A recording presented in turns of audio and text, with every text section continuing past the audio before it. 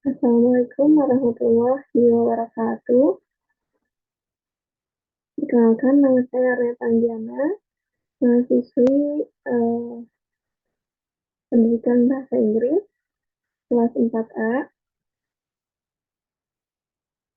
Di video ini, saya akan menjawab pertanyaan eh, ujian akhir semester dari mata kuliah Filsafat Pendidikan Islam.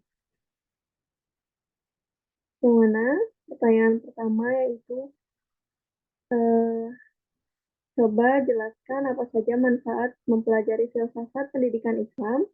Mengapa filsafat pendidikan Islam perlu dikaji, dan jelaskan pengertian filsafat Islam dengan komprehensif. Jawabannya, eh, manfaat mempelajari filsafat pendidikan Islam ada beberapa, yaitu yang pertama memahami tujuan pendidikan Islam. Kita dapat memahami tujuan pendidikan Islam. Melalui pemahaman ini, kita dapat mengarahkan proses pendidikan dengan benar untuk mencapai tujuan yang diinginkan. Yang kedua, yaitu ada eh, membangun landasan teoritis yang kuat. Mempelajari filsafat pendidikan Islam memberikan landasan teori yang kuat untuk mengembangkan sistem pendidikan yang sesuai dengan nilai-nilai Islam. Hal ini membantu dalam merancang kurikulum, metode pengajaran, dan pengembangan program pendidikan dan yang konsisten dengan prinsip-prinsip Islam. Yang selanjutnya ada memperluas wawasan keilmuan. Filsafat pendidikan Islam melibatkan penelitian dan pemahaman tentang berbagai aspek pendidikan, termasuk psikologi, sosiologi, filsafat, dan sejarah pendidikan dengan mempelajari disiplin ini. Kita dapat memperluas wawasan keilmuan kita dan memperoleh pemahaman yang lebih mendalam tentang pendidikan secara umum. Selanjutnya ada menjadi landasan untuk pengambilan keputusan. Mempelajari filsafat pendidikan Islam membantu kita memahami prinsip-prinsip moral dan etika yang mendasari pendidikan Islam. Ini membantu dengan menghadapi situasi kompleks dalam pendidikan dan mengambil keputusan yang didasari pada nilai-nilai Islam. Yang terakhir ada mengembangkan pemikiran kritis. Hal ini mendorong pengembangan pemikiran kritis dengan mempelajari dan menganalisis konsep-konsep dalam pendidikan Islam. Kita dapat mengembangkan kemampuan berpikir kritis dan mampu menghubungkan pemahaman teoritis dengan praktik pendidikan. Kemudian, mengapa filsafat pendidikan ilmu perlu dikaji? Ada beberapa hal yang menjadi alasan mengapa filsafat pendidikan ilmu ini perlu dikaji. Yang pertama ada konsistensi dengan prinsip-prinsip Islam. Dalam pendidikan Islam, penting untuk memastikan bahwa sistem pendidikan yang diterapkan menjaga konsistensi ini dan memastikan bahwa proses pendidikan berdasarkan pada nilai-nilai Islam. Kemudian menyelaraskan tujuan pendidikan. Filsafat pendidikan Islam membantu dalam menyelaraskan tujuan pendidikan dengan tujuan yang telah ditetapkan oleh Islam. Ini memastikan bahwa pendidikan bukan hanya tentang memperoleh pengetahuan, tetapi juga mencapai tujuan spiritual, moral, dan sosial yang diinginkan oleh agama.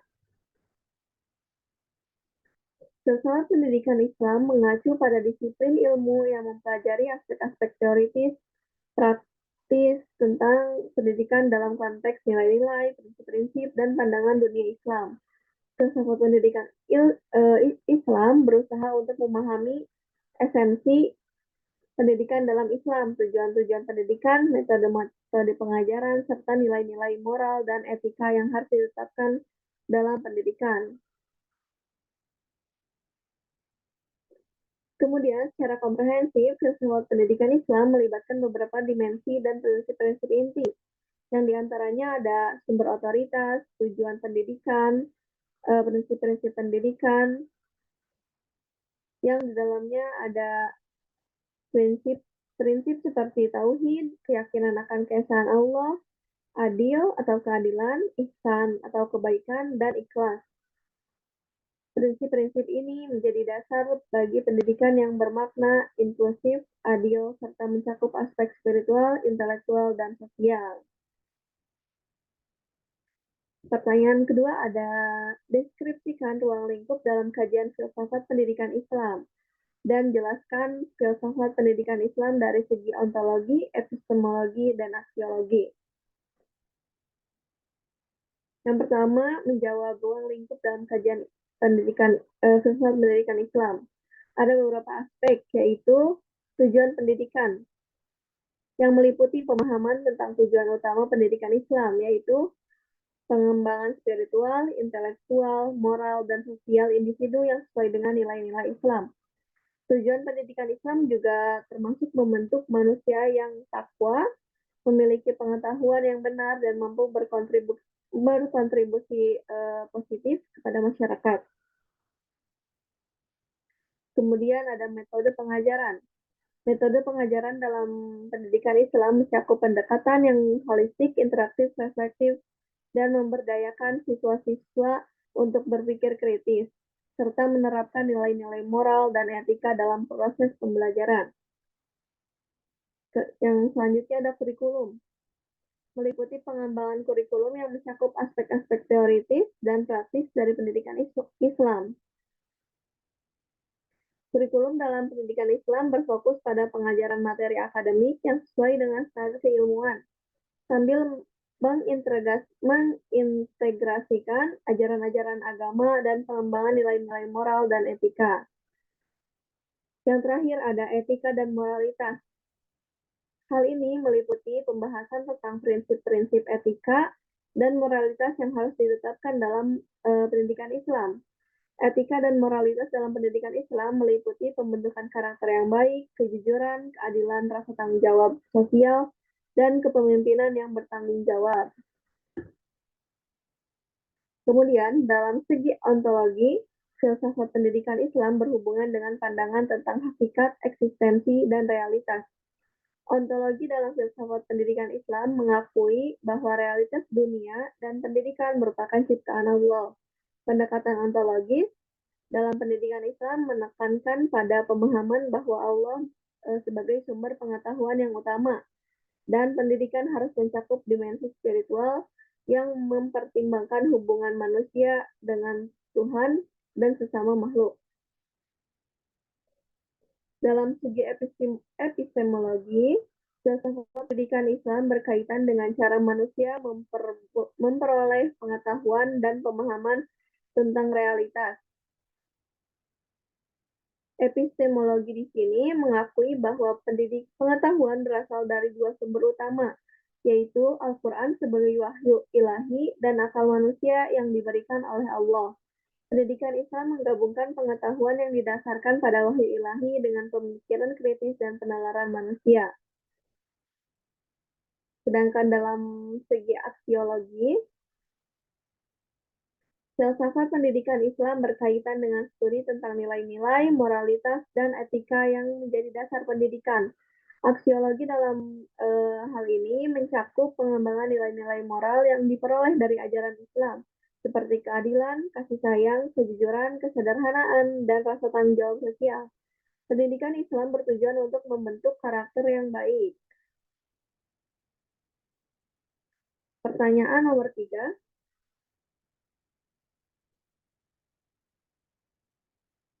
Islam memberi tuntunan untuk membentuk sebuah tata kehidupan yang menghargai terhadap sesama makhluk ciptaan Allah berdasarkan pada keyakinan yang dilaksanakan dalam perkataan, perbuatan, sampai pada tingkat ketakwaan dengan kepribadian yang baik kepada sesama manusia. Menurut pandangan Anda, bagaimana filsafat pendidikan Islam dalam membentuk para peserta didik dengan nilai religiusitas seperti yang diajarkan dalam konsep Islam?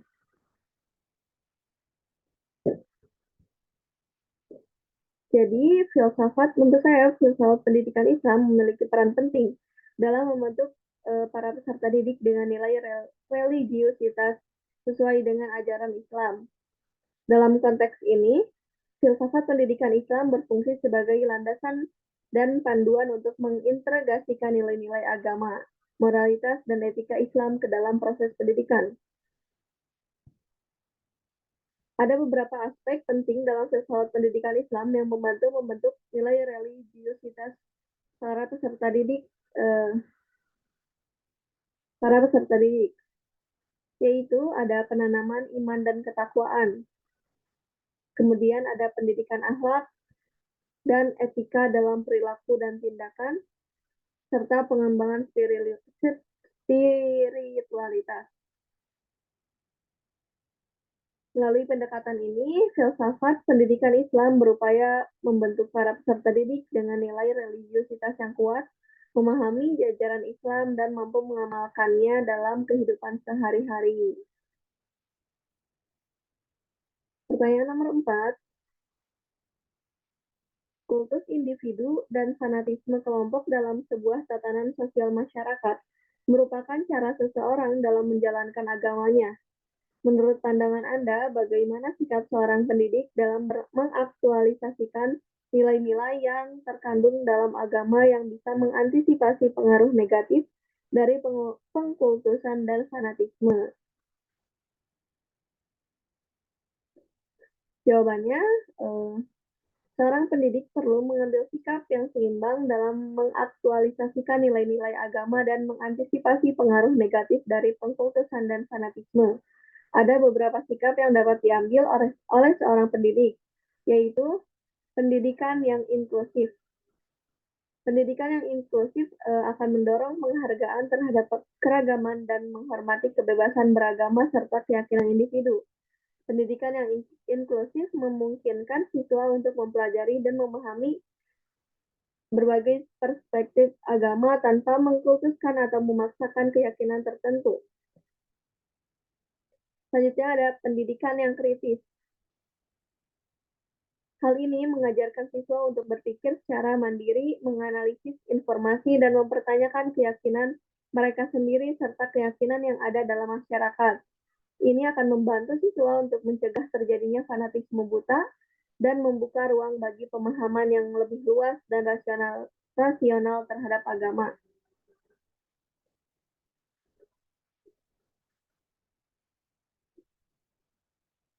Kemudian ada pembelajaran tentang toleransi dan saling pengertian. Pendidikan harus melibatkan pembelajaran tentang toleransi, saling pengertian, dan dialog antar agama.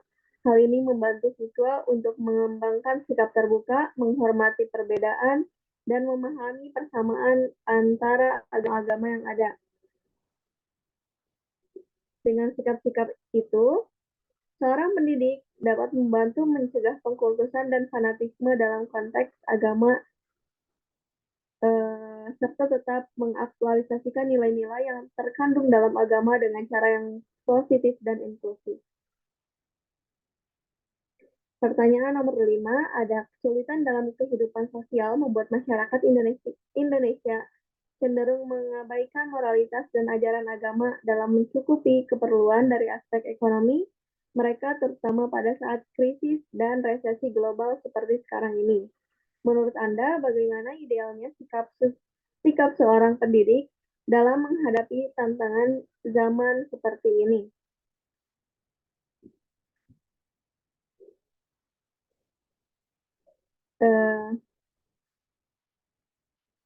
Dalam menghadapi tantangan zaman seperti krisis dan resesi global, seorang pendidik idealnya memiliki sikap yang proaktif dan adaptif. Berikut ini ada beberapa sikap yang dapat dimiliki oleh seorang pendidik dalam menghadapi situasi sekarang.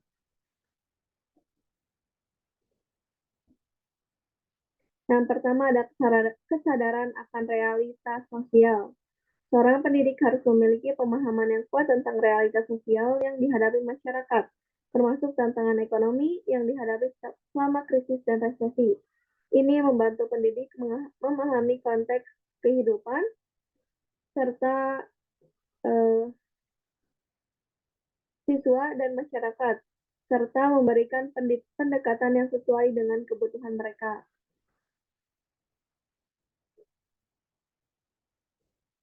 Kemudian ada penanaman nilai-nilai moral dan agama. Meskipun tantangan ekonomi bisa menjadi fokus utama dalam situasi krisis, seorang pendidik harus tetap memperhatikan penanaman nilai-nilai moral dan agama. Pendidikan tidak hanya tentang memperoleh keterampilan ekonomi, tetapi juga tentang membentuk karakter yang baik dan memiliki integritas moral. Pendidik harus terus mengingatkan siswa tentang pentingnya menjaga moralitas dan mengintegrasikan ajaran agama dan kehidupan sehari-hari. Kemudian ada mendorong solidaritas sosial. Seorang pendidik harus mendorong siswa dan masyarakat untuk saling membantu dan berbagi dalam situasi sulit seperti krisis ekonomi. Solidaritas sosial dapat membantu mengatasi kesulitan dan memperkuat ikatan sosial di antara anggota masyarakat. Melalui kegiatan sosial dan pengabdian kepada masyarakat, pendidik dapat menginspirasi siswa untuk menjadi agen perubahan yang positif dalam masyarakat. Dengan sikap proaktif dan adaptif ini, seorang pendidik dapat memberikan kontribusi yang positif dalam menghadapi tantangan zaman seperti krisis dan resesi global. Pertanyaan yang terakhir, yaitu Tuhan telah menyiapkan alam semesta untuk dimanfaatkan oleh manusia dengan sebaik-baiknya guna menjaga kesinambungan kehidupan manusia. Oleh karena itu, pemanfaatan atau eksploitasi alam secara berlebihan berdampak negatif bagi kehidupan umat manusia. Lalu, bagaimana Islam menyikapi masalah interaksi manusia terhadap alam semesta melalui jalur pendidikan Islam?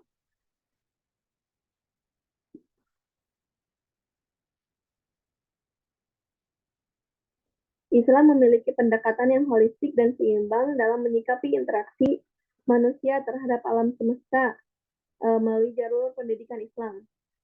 Pendidikan Islam mengajarkan manusia untuk menjadi khalifah di bumi, yaitu pemimpin yang bertanggung jawab untuk menjaga dan mengelola alam semesta dengan bijaksana.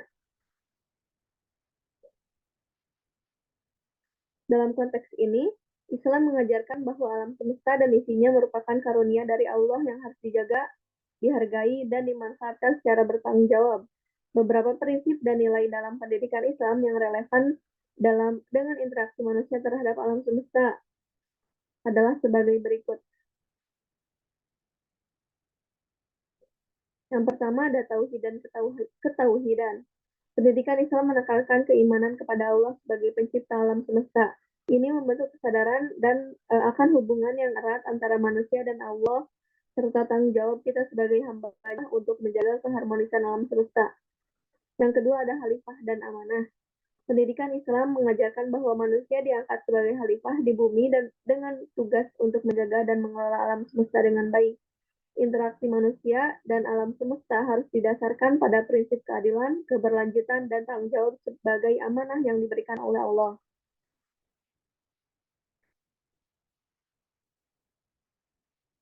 Yang ketiga dan terakhir yaitu keadilan dan kepedulian sosial. Pendidikan Islam mengajarkan pentingnya keadilan dan kepemilikan yang adil dalam pengelolaan sumber daya alam. Manusia harus mempertimbangkan kepentingan bersama dan peduli terhadap kesejahteraan masyarakat serta generasi mendatang dalam penggunaan dan pemanfaatan alam semesta. Melalui pendidikan Islam ini, diharapkan para peserta didik diberikan pemahaman dan kesadaran yang kuat tentang tanggung jawab mereka terhadap alam semesta.